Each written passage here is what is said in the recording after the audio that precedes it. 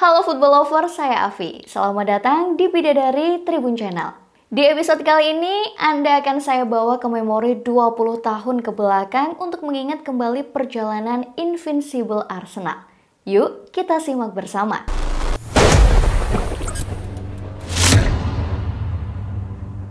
Mantan pelatih legendaris MU pernah berkata, "Saya sudah menjuarai 13 Liga Inggris, tapi saya tidak akan pernah bisa juara Premier League tanpa terkalahkan." Ungkapan dari Sir Alex Ferguson itu menggambarkan bagaimana istimewanya Invincible Arsenal. Bahkan, Fergie yang merupakan pelatih terbaik dalam sejarah Premier League pun mengaku tidak mampu menyaingi Invincible milik Wenger. Arsenal di masa itu bisa tidak terkalahkan bukan tanpa alasan. Segala aspek dari The Gunners sangat luar biasa musim itu. Dari manajer sampai para pemain. Bayangin aja nih, mereka diperkuat pemain seperti Ongri, Pires, Bergkamp. Kemudian juga ada Kolo Toure, Sol Campbell, Vieira di lini pertahanan. Belum lagi Lehmann yang seolah tak bisa dibobol.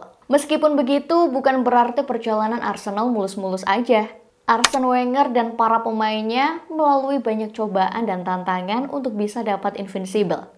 Kalian tahu nggak momen-momen bersejarah dalam perjalanan Arsenal dapat Invincible musim itu? Yuk, kita flashback lagi.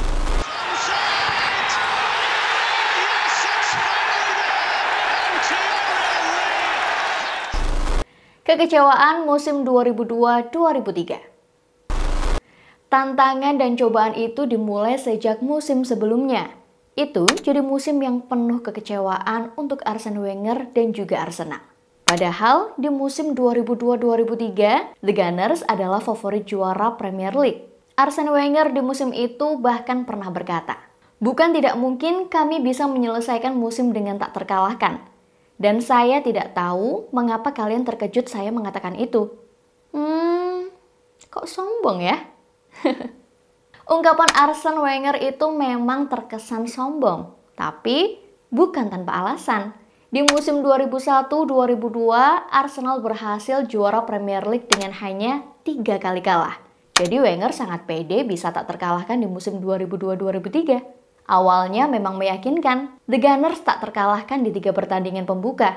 Mereka langsung merebut posisi puncak. Arsenal baru kalah di pekan ke-10 saat lawan Everton.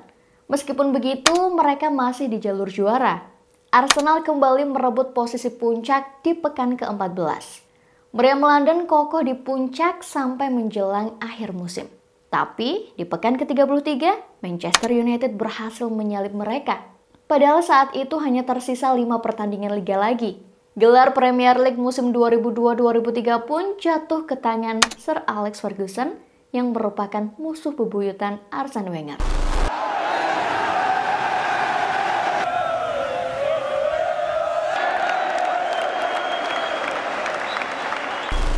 Itu tentu jadi hal yang sangat mengecewakan untuk Wenger dan jadi dendam yang ia bawa sampai musim selanjutnya.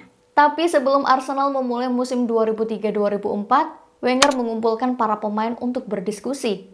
Ia bertanya, apa yang membuat mereka bisa tersalib menjelang akhir musim kemarin? Ternyata itu bukan masalah strategi. Para pemain mengaku mereka goyah di akhir-akhir karena di awal musim 2002-2003, Wenger sudah bilang ke media kalau mereka bakal tak terkalahkan.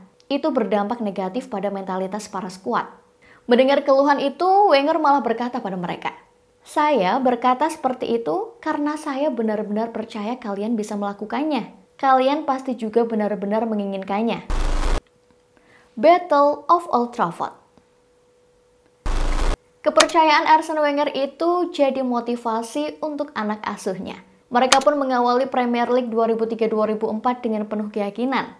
Arsenal berhasil mengakhiri 4 pertandingan awal mereka dengan kemenangan. Baru di pertandingan kelima, Arsenal berhasil ditahan imbang oleh Portsmouth dengan skor 1-1. Thierry Ongri jadi pemain yang paling merebut perhatian. Ia hampir selalu hadir di papan skor Arsenal. Ia juga jadi penyelamat di laga lawan Portsmouth. Golnya membuat Arsenal bisa menghindari kekalahan.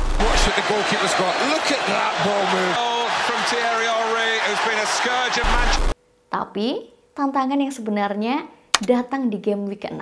Arsenal berkunjung ke Old Trafford untuk menghadapi Manchester United. Setan Merah saat itu memapat Arsenal dengan duduk di posisi kedua klasemen sementara. Jadi, dapat 3 poin di laga itu adalah harga mati untuk Arsenal. Ya, seperti yang sudah diperkirakan. Itu jadi pertandingan yang sangat panas. Kedua tim sama-sama tidak bisa membobol gawang lawannya sampai pertandingan hampir usai. Laga itu juga diwarnai dengan kericuhan. Saking ikoniknya, pertandingan itu kelak diingat sebagai Battle of Old Trafford. Diawali dengan Vieira yang kena kartu merah di menit ke-81, para pemain Arsenal lainnya tidak terima dengan keputusan wasit. Vieira malah terlihat menabrak Ryan Giggs, membuat tensi makin panas. Di sisi lain, Lehmann memaki-maki Van Nistelrooy yang ia anggap sebagai biang kerok kartu merah Vieira. Ketika pertandingan memasuki masa injury time, MU dapat hadiah penalti. Untungnya, tendangan penalti Van Nistelrooy malah membentur mistar gawang. Arsenal pun tidak jadi kalah. Arsenal tetap berada di puncak klasemen. Tapi sayangnya, pertandingan itu berubah jadi kericuhan antara pemain. Video men who assess incidents after matches might be having a look at the last knocking. Akhirnya FA pun memberikan hukuman kepada 6 pemain Arsenal karena dianggap sebagai sumber masalah. Mereka adalah Martin Keown, Lauren, Ray Parlour, Jens Lehmann, dan Patrick Vieira. Kalahkan Liverpool menang di Stamford Bridge. 12 hari setelah Battle of Old Trafford, Arsenal harus kembali menghadapi lawan yang kuat. Kali ini, Liverpool di Anfield. The Gunners sayangnya harus tampil tanpa diperkuat kapten mereka, Vieira, karena cedera. Liverpool berhasil memimpin di menit ke-14 lewat gol dari Harry Kewell. Untungnya, Semi Hyypiä melakukan gol bunuh diri di menit ke-31. Arsenal akhirnya bisa menyelesaikan comeback di babak kedua berkat gol cantik Robert Pires. Itu jadi salah satu momen monumental musim 2003-2004. Dan momen penting lainnya adalah saat anak asuh Arsene Wenger berhasil kalahkan Chelsea di Stamford Bridge. Gudjohnsen bisa buat tuan rumah unggul saat laga baru berjalan 27 detik. Meskipun begitu, Arsenal bisa comeback lewat gol dari Vieira dan Edu. Kemudian di bulan April 2004 jadi masa sulit untuk Arsenal.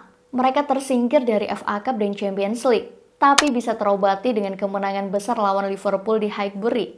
Thierry Henry cetak hat-trick ditambah dengan 1 gol dari Robert Pires membuat Arsenal menang 4-2.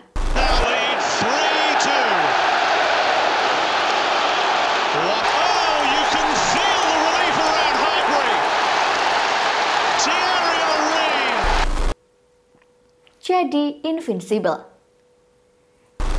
Cara Arsenal memastikan gelar juara Premier League sangat manis bagi para The Gunners. Yaitu setelah menahan imbang Tottenham di White Hart Lane, di laga itu Arsenal sudah unggul 2-0 di babak pertama lewat gol dari Vieira dan Robert Pires. Spurs bisa membalas di babak kedua lewat gol dari Jamie Redknapp dan Robbie Keane. Pertandingan berakhir dengan skor 2-2. Di pertandingan lain, Chelsea yang duduk di peringkat kedua dikalahkan oleh Newcastle dengan skor 2-1.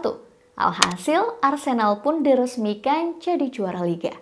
Meskipun sudah diresmikan jadi juara, tapi Arsene Wenger masih ingat dengan janjinya di musim sebelumnya, bahwa ia yakin bisa mengakhiri musim dengan tak terkalahkan di Liga.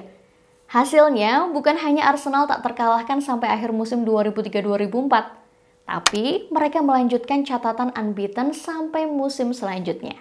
Arsenal memperpanjang rekor mereka jadi 49 pertandingan tak terkalahkan berturut-turut. Wow, luar biasa. Kekalahan pertama mereka datang di Old Trafford di game week ke-10 musim 2004-2005. Mungkin Sir Alex memang satu-satunya orang yang pantas memutus rekor Arsene Wenger saat itu. Sudah fitrahnya kedua pelatih legend itu saling senggol. Tapi terlepas dari itu, Arsenal sudah mencatatkan rekor sebagai tim terlama yang tak terkalahkan di Liga Inggris. Juga jadi satu-satunya tim yang bisa dapat invincible di Premier League. Nah, itulah perjalanan Arsenal raih invincible. Siapa pemain favoritmu dari skuad invincible Arsenal? Oh ya, selanjutnya cerita menarik apa lagi nih yang asik untuk dibahas? Tulis di kolom komentar ya. Sampai di sini dulu, sampai jumpa di video selanjutnya.